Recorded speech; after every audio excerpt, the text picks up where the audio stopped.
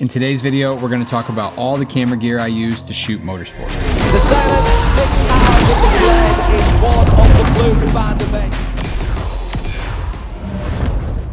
Okay, welcome back. If you're new here, my name is Greg. I'm a motorsports videographer from St. Louis, Missouri, and I travel all around the world shooting various forms of motorsport. 90% of what I do is in the sports car field, but I also cover F1 and IndyCar and other forms of motorsports as well. And today I'm going to open my Pelican case and show you everything that I use when filming motorsport. Now, I think the best way to do this is to break it down how I use it actually in the field instead of just showing you all the gear. So sort of break down each camera kit that I use and which situation I use it in. Now, before we get into each individual piece that I use, we're going to get over to the overhead cam table. I'm going to open my case and break down how I have everything laid out inside of that case. But before I do, I have not touched this case since I got back from Formula One Vegas. That was the last race of the year that I shot. I have not shot any content since then.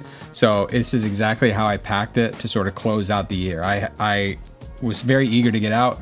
It was very late at night because it was a night race. I threw everything in the case, and so you're going to see exactly how I left it for my last shoot of the year. So here we go.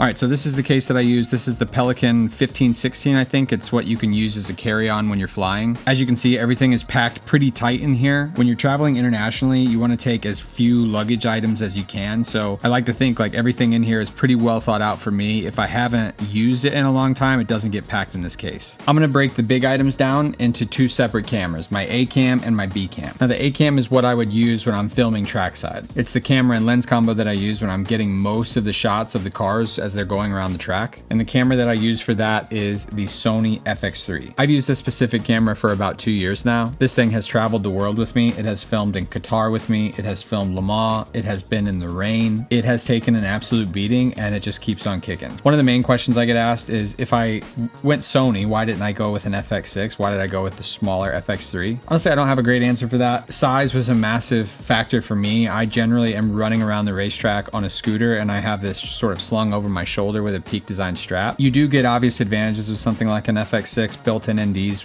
would be sort of the biggest pain point that it would solve for me. But with my workflow and how I was moving and how I was using the cameras, I thought the FX3 would be sort of the perfect fit, and it has definitely lived up to that expectation for me. The main bullet points why I like this camera, and I'm sure there are a lot of other cameras that have these same specs, but the reason I like this camera is it has a full frame sensor. It has a lot of like really small features. Like I really like the button layout on this camera. I like that it has shutter angle now. But the biggest thing is I think the autofocus in the camera is really great. I think the image quality is as good or better than anything else out there in this sort of line of cameras. But a big upgrade for me when I got this one was that it gave me the option for professional audio. The camera does have a small rig half cage on it. I've used this cage throughout the entire life of the camera. Something that is becoming more and more convenient to me is that it does have like an Arca Swiss or DJI plate on the bottom of it, which makes it easy for me to mount to a tripod for an interview or also to my gimbal. And I've just found it to be extremely durable. Like I said, I've used it in all kinds of different conditions. If I had to do it all over again, I think I would still get this over anything else. Moving on to the lens, 95% of the time that camera has the Sony 100 to 400 G Master on it. This thing is an absolute tank. It is fairly large and heavy. I wish they would come out with a new version. This lens is like something like 8 years old. This one specifically I've had since I first started shooting motorsports. I've had this thing for probably 6 years or so. It's not the cleanest. I maybe haven't taken the best care of it, but this thing has been, this is probably my favorite lens that I use. The compression on this image is just so good. I think the colors that come out of it are extremely good. It has stabilization built in as well. So if I am deciding to go handheld, it does help me out a little bit because I wouldn't say I'm the smoothest shooter on planet Earth. On the front of this lens, I have the Polar Pro Peter McKinnon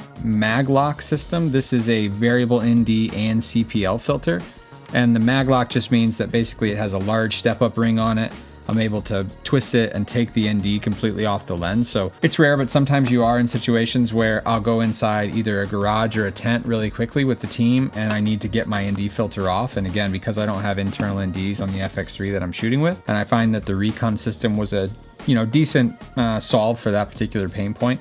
Not something I encounter a lot, and I was trying this sort of the back half of this year. It's fairly new to me, and I'm also using the one that has 2 to 5 stops of ND. For audio for the A-cam, I'm using the Sony FX3 top handle. That is paired with the Sony XM1 XLR microphone. The reason I got this mic was because it fits so nicely inside of the top handle of the FX3. As far as quality of the mic goes, it's fine. I think ultimately if I could, I would use my Rode NTG 4 or 5s that I use for interviews, but they don't fit quite as nicely in here. It would take a little bit more work, and I probably will at some point make some time and make a little insert for it. But this mic setup is still a big jump up from just a shotgun 3.5mm jack mic. One thing I do love about this top handle is you are able to record sort of split audio. So I can record normal audio in the right channel and then have a safety track also recording in the left channel. So because sometimes I'm filming people talking, but then immediately after filming a burnout from a pit stop, I need to have a lot of range without clipping. Having this thing set to 20 decibels lower on the left channel allows me to, when I do clip the right channel, I get a little bit of a safety net, so I still have a clean audio option to choose from. Next on the A-Cam, and one of the most important pieces, is the monitor setup that I have. I'm still using the Atomos Ninja. There's a lot of monitors now that maybe I would like to try that maybe have control units built into them, so I'm able to edit my camera settings and tap record directly from the monitor. But because I'm a bit on the cheap side, I tend to just go with what I got. And ultimately, this monitor has a lot of the features that I'm looking for. It has an RGB parade, it has a luminance parade when I'm trying to set exposure, it has false colors when I'm wanting to check my IRE when I'm doing interviews, and it also allows me to load in a LUT so I can preview or have a reference monitor for exactly what I'm going to get when I apply my power grade in post. Attached to the monitor is a small rig Hawk Lock friction arm. This piece is adjustable, which is important to me because sometimes I have my camera on the ground and I want to point the monitor up. Other times, to get over a barrier or something, I have the tripod extremely high and I can tilt the monitor down to me. Just allows me flexibility having it on this little friction arm. This Hawk Lock piece I've used for a few years. It's never failed once. It's extremely nice. It still feels pretty tight in terms of build quality, and this little setup has proven to sort of be everything that I need out of it. To connect the monitor to the camera, I'm using the Condor Blue 90-degree HDMI cable. I've tried a bunch of cables. I've had almost virtually every type of cable fail on me at one point or another. If you've seen my vlog from Le Mans last year, I think it was, I had one fail on me during a shoot. And since that day, I've always had a spare HDMI cable with me, so I tend to have a few of these. But I do like the 90-degree option. It allows me to lean my camera up against things without worried about pinching this guy off. The way I carry this entire setup around the track is with a Peak Design, I think it's a light strap, which just is to say it's a little bit thinner than the heavy strap. I have the anchors on my small rig cage. I attach the strap straight to it, throw it over my shoulder, and I feel comfortable and confident riding my scooter around or just carrying it around the track. Now, moving on to the B camera that I use, we're gonna call this one the pit lane / car beauty / hero shot / podium cam. And for that, I use the Sony a7S III. This is actually not the a7S III. I'm using the a7S III to record this video right now. This is a Sony a7 III. This was the first camera that I ever owned, actually. This is what I used to get into motorsport. I'll throw some video over top right now of my first ever motorsport event that I shot at Circuit of the Americas. The footage out of this camera can be really good, but back then I didn't have any idea what I was doing. So just imagine this is the a7S III. Now, the reason that I like the a7S III is because it has the exact same sensor setup as my FX3. So when I'm recording images on either camera, it's really easy for me to handle the post-production workflow in terms of color grading. But the reason I've gone with the a7S III is because I like the form factor of this camera when it's completely built out. I am not a fan of having a big bulky camera setup when I'm shooting things, especially on the pit lane. I need my kit to be very small and nimble. I don't even use a monitor on this camera a lot of times. I tend to only use the monitor on the back of the camera. I'm also very often flying this camera on a gimbal, so I don't want to have to de-kit it, so to speak, all the time. I just want to have a nice, easy camera with a nice lens on it that is mobile for me when I'm on the pit lane, and I can throw on a gimbal when I need to. More and more, I'm also using this camera trackside as well with various lenses to get very wide shots or a lot of flyby shots. I've been doing a lot of very wide flyby shots recently, and having this really small kit allows me to sort of whip pan these cars when I'm extremely close to them. I think a little bit easier than having a larger kit. Now on this camera, I'm using two different lenses depending on the situation. Very often for pit lane and podium stuff, I'm using the Sigma 28 to 105. I will say, while having the 105mm is quite nice, something I didn't think about is the 4mm you lose from the 24 to 70 Sigma is actually quite a lot. Like, you don't think about it much, but when I was first putting this on and I was in the pit lane trying to get up tight to guys, I wasn't expecting it to be such a big difference, but I was having to back up quite a bit to sort of frame the image the same way. This camera has that same maglock system that my big lens does. This one is a little bit easier to turn, but ultimately I'm still having the same problems with them on the polarizer ring. So it might not last long, but that is what I've used on it for the last maybe 6 months or so. When I'm not using that big guy, I use the Sigma 16 to 28 f2.8. I just started using this lens this year and I absolutely love this lens. All of my sort of hero shots and the car beauties that we do on the track, this thing has made my gimbal life really easy because as you zoom, the lens doesn't actually get longer or shorter, so it's really easy to leave balanced. I'll balance it on the gimbal about 20 to 22 millimeter, and that way if I want to change on the fly, I don't have to rebalance. This is extremely helpful when I'm doing things like rolling shoots because it gives me a little bit more versatility than having to leave it in the same spot. I've also been using this lens for a lot of my B-roll stuff and a lot of my sort of quick 180 pan shots as the car zooms by. Typically I like to be tied in on the action with the higher zoom stuff, but I do find that with the width that this one has, especially at about 18 millimeter, it makes the cars look like they're going like 1,000 miles an hour. So I've really enjoyed this one. I intend to keep using it. I think it's great. I think the quality is really good. I think for a zoom lens, I think it's super sharp. And yeah, probably, I would say at this exact moment, my favorite lens that I'm using. This lens has a Polar Pro V&D CPL, not the Maglock system. This is the old system that I was using that I actually, if I'm being honest, sort of prefer at the moment, but that makes this kit extremely easy to use. For audio on this one, I'm using the little Sony Hot Shoe microphone. This is new to me because at CTMP earlier this year, my Sony unit that attaches in the hot shoe of the camera that had the same safety track options and multi-input channel options that my FX3 does. The plastic enclosure broke on me, so I wasn't able to use it anymore. And because I'm sort of hoping that Sony comes out with a different camera one of these days, I don't want to invest too much back into these cameras until the new stuff comes out. So this was a cheap option. It sounds fairly digital. It's not my favorite, but it is really easy to get on and off the camera quick, and you don't have to have any cabling to connect it. So I do find that pretty nice. It does voice and things like that really well. It's not the best at some of the loud noises that we hear, but it's a really easy, fun little microphone to put on, and it's just as good a quality as anything a 3.5 millimeter shotgun mic would do. All right, that's big cameras done. Those are pretty much the two pieces of kit that I use when I'm shooting most of my actual car content. Now getting into some of the smaller pieces, this is the Osmo Pocket 3 camera. I love this camera for vlogs and stuff. When I've done all my vlogs recently, it's been using this camera. I think the quality in this thing is insane. I think that when you have proper light and you have the ND filters and things on it, I think the image quality stacks up really well to things like the A7S III. You obviously don't have lens options and things like that, but when you're just trying to do sort of vlog style stuff or really quick B-roll stuff, I think this thing is actually pretty handy to have in the pocket. One thing I am using this camera for when it comes to my work recently is the hyperlapse function. It is extremely easy to just point the camera, draw a little box around what you want it to track, and then do like a slow walk, and it makes the hyperlapse for you. In the past, when I've wanted to do hyperlapses, I have to take like a bunch of individual pictures, put it in After Effects, do a bunch of stabilization. It used to take me hours. But now with this little thing, you literally just draw a little box around what you want and walk where you want, and it makes a hyperlapse for you. I love finding ways to make every piece of my kit do things for my professional work as well. So the hyperlapse function on this thing has been really good.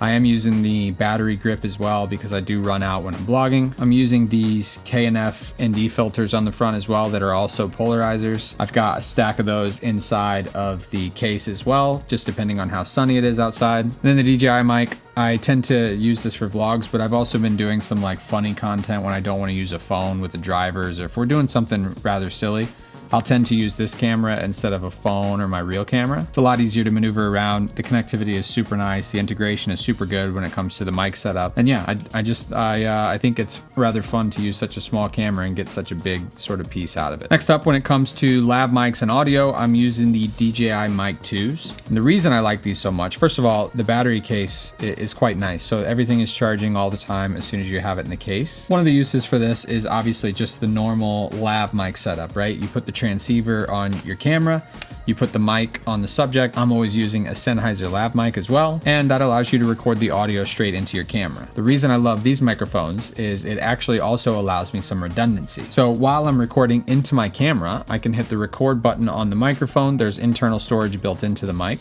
I can hit that record button and I'll be recording the same audio but in 32-bit float internally to this mic. But I don't only use this internal record function as redundancy. Sometimes I'll mount this camera actually on a car when we're doing sort of car-to-car sessions, and it allows me a way to record 32-bit float audio without having to have a camera for the data to go into. So this thing is can be a completely standalone microphone. Now we're getting into some of the smaller stuff. This is not the most exciting little case that I have in my kit, but I would argue it's probably one of the most important, and that is my earplugs. Obviously race cars are loud, and hearing is one of those things that once you damage it, you can't really get it back. So it's very important to keep your ears protected. I am using the Decibels sort of moldable in-ear pieces. You mold these yourself, and I'm using the percussive inserts. It's what they would use like for shooting ranges and stuff. It basically is a decibel killer, but it doesn't block out everything. So I'm still able to hear the cars or hear some of the announcements trackside, or I can even occasionally like talk to somebody without having to take these out. Extremely important piece of kit. Definitely protect your ears. I have a bunch of little stuff, little mounts and pieces in the kit that isn't that exciting to look at, that helps me mount it to my gimbal and things like that. But I do want to show you the little SD cards that I use. This is my little Pelican case for my SD cards. I am using, for the big cameras, I'm using the Pro Grade V90 cards. These are the SD-XC cards. They make bigger cards than this, of course, but I have had stuff fail in the past. Not necessarily with, I've never had a Pro Grade card fail, but I've had other cards fail. And so I tend to compartmentalize my storage a little bit so that if I did have a card fail, it was a little bit smaller than something like a 512 card. I didn't want to just have something in the camera that I leave all weekend, because then if it fails, you lose the whole card.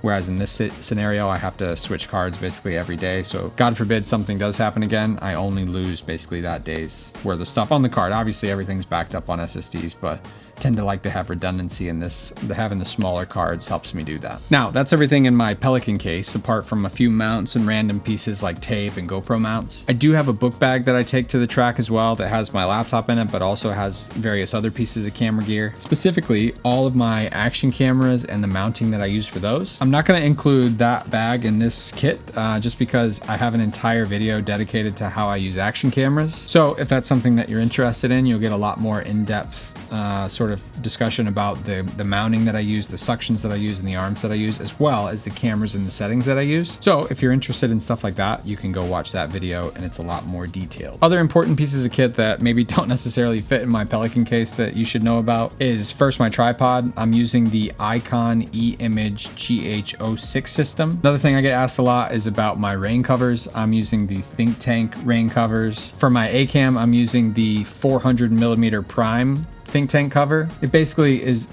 a lot easier for me to get the cover over my monitor and my microphone, and then I'll use whatever cover I need for the smaller ones as well. But I've always had good luck with the Think Tank stuff. It's worked really well. It hasn't failed me yet, so I'm going to keep using those for now. I use a gimbal, although rarely. I'll generally only use it when I'm doing sort of manufacturer automotive content or rollers, but I'm still using the same DJI RS2 Pro, I think it is. I haven't upgraded a gimbal in the better part of 5 or 6 years, so I'm still using that kit. It's working fine for me. I don't need much out of a gimbal. I don't use it much outside of those couple scenarios, so I'm going to keep rocking with that one for a little bit. Okay, and that's pretty much it. That's everything that I use. The big pieces that I use when I'm shooting motorsports content all around the world. This kit is very tight and compact. Obviously, there's a lot of stuff that you could take with you to these races, but ultimately I'm trying to use as little kit as possible. But this is where I'm going to stop it. If you have any questions about other pieces of kit that I use, like what type of batteries I use or chargers or whatever, feel free to drop those down below and I'll try to answer all of those. I've been bitten by the YouTube bug again, so there's loads more coming up. I've got a lot already preloaded and in the chamber. So if you want to see more content, feel free to hit that subscribe button. If you'd hit that like button, if you did like this video,